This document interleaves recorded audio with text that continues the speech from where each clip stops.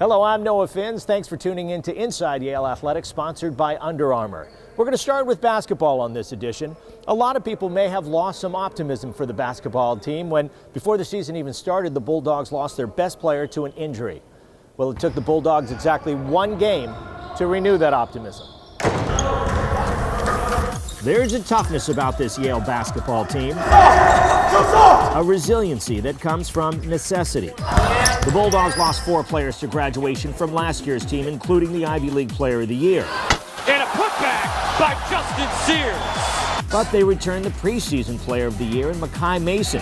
Mason trying to answer, he does. Only to lose him right before the season started with a foot injury. But you got other guys, right? Yes, they do, and those other guys have come through, showing that Yale can play against any team in the country. Obviously we were very disappointed. Makai was coming in, first team All-Ivy last year, preseason Ivy League Player of the Year, but one of the things Coach Jones preached was just coming together as a unit, and it's not one guy is going to step up, but everyone elevates their game kind of collectively together to help fill that void. In the season opener, the Bulldogs pull off a great upset, beating the University of Washington in Washington, 98-90. I felt great about our opportunity at Washington, knowing our team, and Sam Downey's a guy that no one knows about because he played behind 2 first-team All-League players last year. Now it's his turn. Yeah, I waited like 3 years to play, so it's a little different. Downey's a senior and taking advantage of his turn. But what Yale is seeing now are youngsters coming right in, ready to contribute. Freshmen like Mie Oni. He's proving to be a consistent double-digit scorer who can do it all, and against the best competition in the country. You see around the league, there's a lot of new highly touted recruits that are coming in. I don't even think I had stars when I was being recruited, and these guys are 3 and 4 stars. So it shows the direction the program's going, and it's awesome to see. Confidence has grown over the last 3 years.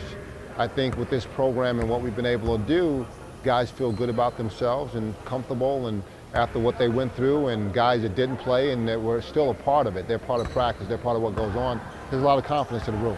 And it shows. As has become the norm, the Bulldogs play one of the tougher non-conference schedules in the country, which will only make them that much tougher and more confident for Ivy League play. I like to think we've been pretty good for a long time, and certainly we hadn't got to the tournament until last year for a long time, but we've been very good, and we just want to continue trying to get better. There is so much going on in this building behind me, the Payne Whitney Gymnasium. And did you know that inside this building is one of the best squash facilities in the whole world? Yale squash coach Dave Talbot takes us on a tour. It's good to have you here checking out the Brady Squash Center. As you can see here, we're looking at the 4-glass exhibition court at the Brady Center, which was reconfigured in 2000 and reconstructed to be one of the best squash centers in the world.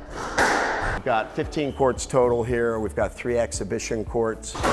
That's a giant video screen. Every court has a camera and its mic, so we can do a lot of video work and streaming. What we call control room. It's actually a team room, but we have a real nice video system that's set up here. But this is all 15 of our courts up here represented on the screen here live.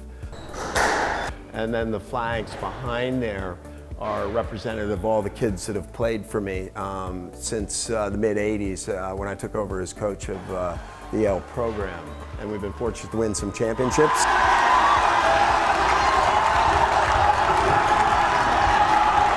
Well, we just moved over here to Court 3, which is one of our 3 exhibition courts. As you look at the flags there of our competitors, the years up top are the years that they became varsity sports at their institution. And it's kind of interesting, if you look back in the corner there, you see Yale is the oldest program in terms of varsity status, which was 1920, with Harvard second as usual to us, 1923. So some great history to this game, and it's fun we can display some of it here. We're walking along here 5 solid courts, which is a traditional solid front wall, solid side walls. The donors, each court is named after a donor. The good news is that court didn't cost me any money. I can play on it anytime I want. I'm not dead. So as we come around the corner here, Noah, we're seeing what is really my favorite court because it's elevated and you can really look straight down on the players. because of the two levels, because when we're playing a big match here, there'll be hundreds of people in here, and all you see are 5, 6 people deep on the bottom, and the top is packed, and people are looking over shoulders and standing on benches. And it's really an exciting environment for the players, and very loud. And I've always felt like squash could use a little, hockey action in terms of crowd involvement. And you can't yell during the point, but boy, it's boisterous between points, and the kids love it. The beauty of this place is it's a 360 flow, upstairs and downstairs. So if you've ever watched the sport of squash, it's really cool to be able to watch it in both perspectives, both on the court level and also from above. So that's one of the beauties of this facility, and the way it turned out in a 1928 building is pretty cool too. As part of our ongoing project here, we are putting in the U.S. Squash Hall of Fame. These are all U.S. Squash Hall of Fame members dating back to really early regions of the game in the early 1900s. Actually, my brother's here, won 200 pro events and considered the greatest player in this country, and now coach out at Stanford.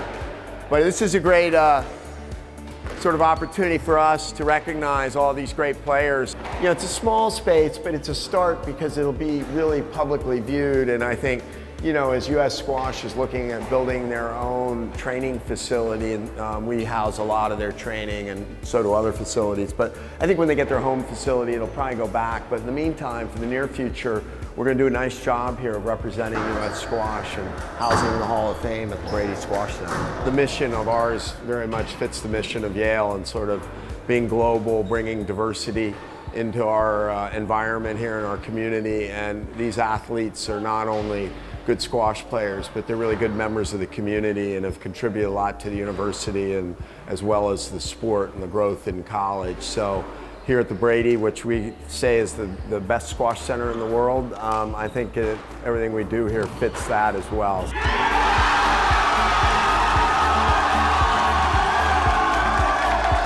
I want to thank you for tuning into this edition of Inside Yale Athletics, sponsored by Under Armour. Until next time, we'll see you on campus.